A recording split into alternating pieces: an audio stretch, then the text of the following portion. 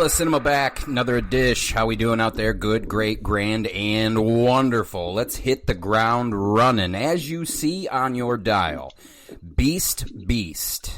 So actually, I know some of you had asked me when this interview was going to come, and me and the guests were just trying to figure out a time because it was mentioned on a podcast previously, which was the Wolf of Snow Hollow, and we just a glance at it because I was having fun with him, and B, I wanted to bring him on and discuss it because it was getting a lot of buzz even before I had talked to him, so I was definitely interested. So what is Beast? It's a coming-of-age drama, very sharp, super sharp, written and directed by Danny Madden. It was actually based on a short film he did back in 2018 called Krista, executive produced by Alec Baldwin. It premiered at Sundance 2020, and like I was telling my guest before we turned on the mics here, I have this it is a disability to some extent where like I continue to watch movies that I've already seen in preparation for the show, and I always forget how they're going to make me feel, and I always segue the movie right into the show, and I gotta stop doing that because this one's heavy. Like it's one that both times I sat through the credits, and actually in the post-credit scenes you get sad again. If once you see it, you'll know what I'm talking about. But honestly, it's one of the better coming-of-age dramas I have seen in quite some time. And when I say coming-of-age, most people think things like Dazed and Confused and American Pie. This is not that, okay? So, anyway, I'm happy to have my guest back on the show again. We had a blast with the Wolf of Snow Hollow, and who plays Adam, Will Madden, back on the Ella Cinema podcast for the second time. Sir, thank you so much, and how are we? I'm good, Sean. Thank you for having me. I'm stoked to jump back in again. Yeah, so Beast stars Shirley Chen, which, by the way, sir, holy shit, did she just unbelievable. It stars you and Jose Angeles.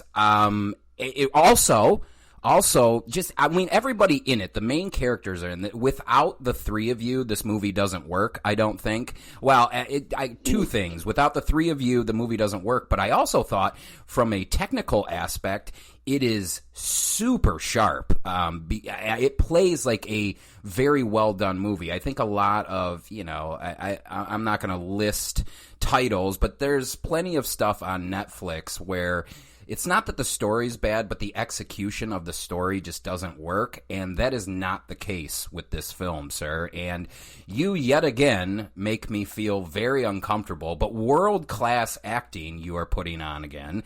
I just needed to get that out because boy, did you make me feel uncomfortable, and boy, did I not. I'm not a fan of Adam. I'm just going to go out and say it. I'm not a fan of Adam and his belief, the character's beliefs. But before we kind of get into that, because of course, as you've been on the show before, we're not going to ruin anything here. No spoilers whatsoever. So, okay. With your brother, how did Beast come to fruition? Yeah, so Danny is my older brother, and we've been making movies since we were children. And we wrote a short film, like you mentioned, called Krista together when I first moved to LA in 2017. And we shot that in the summer, and then 2018 it played at South by Southwest. And we got a couple trophies from that, and with the momentum from that. And also we were there with the feature film Thunder Road that I play a small part in, and Danny creative directed, with our sort of indie team, Jim Cummings and Ben Wiesner, Natalie Metzger, Matt Miller, this whole crew. So we kind of took the momentum from South by with Krista and sort of did a Kickstarter that night, stayed up all night after the award show, did a Kickstarter, got pre-production funds for the feature version, which Danny wrote a script for, based off of the character Krista from the short film, which is available on Vimeo and whatnot. And then, like within 6 months, we were in Georgia, in Peachtree City, where we my mom and dad's house shooting the feature film version of the short. So very quick turnaround. Well, yeah, I'd say. Yeah. And then all of a sudden you get Alec to step aboard, and before you know it, like, you guys are making waves, man. Yeah. I think the principle that keeps coming back to me, the lesson that it feels like the most important lesson in indie filmmaking. It's like everybody wants to be a part of something, but until you plant a flag in the ground and say we're shooting on this date period, no one wants to commit. So we're like, we're not going to sit around and wait for 2 years to get $500,000 to try to do this thing. We, the producers, and they were like, we are going to shoot it in 4 fucking months, come hell or high water, whether it's just me and Danny and Ben in a room or we have some money for it. So once we bought our plane tickets and said we're shooting this day, we have a camera, that we're going to do it, then people started to just put the ink on paper. And that was the case for so Alec Baldwin and his producing partner Casey Bader saw the short film on Vimeo after South by and called Danny in for a meeting. They said, we liked it, this is great, let us know if we could, what you're doing next, we'd love to be a part of it. And Danny said, well, in 2 months we're going to Georgia to make a feature film of this.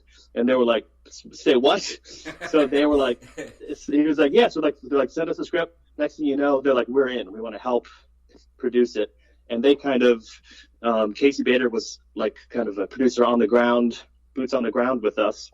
And they kind of helped push us towards the last, percentage of budget that we needed to make the movie. And it was just that idea of like, you kind of just plant the flag and go after it, and they will come. People will come. It's like a magnet. It's like a law of indie filmmaking in a way. It seems like. Right.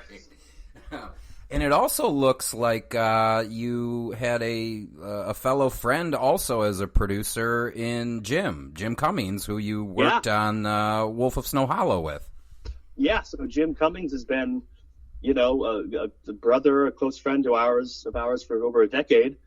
And, he was along as an executive producer, along for the ride for Beast, as did a lot of the same team, a lot of the associate producers from Thunder Road, kind of jumped on board to the Beast train, which was very, very fortunate. And, I think the whole team just kind of works well together in all aspects. And oh, dude, without question, so upon the second time of watching it, like I joke that I was kind of bummed after watching it again, but you if you're an entertainer, you rise to the goddamn occasion. But I was thinking throughout it, like I don't know how to say this. I would think back in the day, if you think kind of 60s, 70s, 80s, 90s filmmaking, even 2000s, what you get is you don't get a lot of people working very well together. I think I don't want to say it's a rarity. I'm not going to say that at all, but I think in this film I recall thinking several times, like, holy shit, the crew is turning out as exceptional work as the performances of the actors and actresses. And like, again, to reiterate, like, I know like a lot of you audience members are wannabe filmmakers just getting your hand in started. You got to understand, you can't, if you can avoid it, try not. I think we focus a little bit too much on story. Not that isn't super important, but you may lack in the cinematography. You may lack in the editing. You may lack in the sound. I mean, shit, I just watched a movie a couple months back where the dubbing was so bad. And this is an American movie. The dubbing was so bad that I would be lying if I said it didn't take me out of the movie occasionally. So, and that's just, again, not the case here. Everything is so believable, so real. So one of the things that I found very perplexing as an audience member is the characters. You could make the argument that there are many people across the states where each one of these characters is the hero. And I felt like, you want to talk about trying to deprogramming, because, you know, obviously both of us know the ending to the movie, but how it is played out, that's real, dude. That is real life, where people are agreeing with some of the decisions that, say, your character, Adam, makes throughout the film.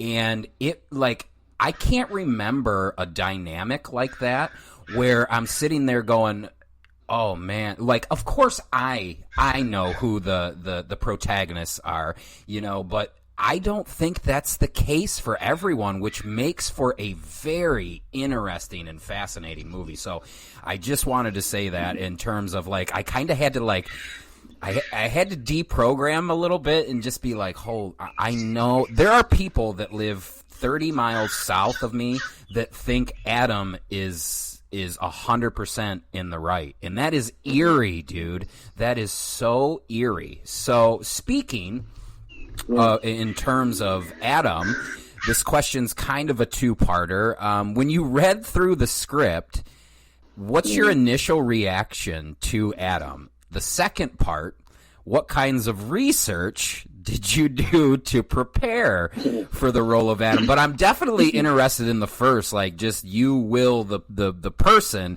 you're reading that, and what is kind of your first take on that character? Yeah, well, it's always the twofold response. I think any actor, when you get a good part, an offered part or booked on audition, it's like, oh, this is the Christmas morning times 10. It's amazing. And then very quickly, the trickle of sweat on the back of your neck starts to form, and it's like, ooh, shit. I don't know if I could pull this off, but whatever.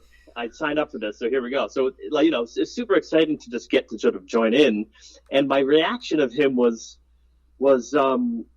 you know, it needed work in a way. Like, the script wasn't fully finished, and I think the kind of biggest challenge and thing that was on our mind was humanizing the guy. You know, we come from Peachtree City, Georgia. There's a lot of people in our life who are like an Adam Manigan. You know, it's basically where the movie is set, in the suburban South. So it was a little like, he was a little too much of a stereotype in the first draft. Sort of a little too villainy, if we should say.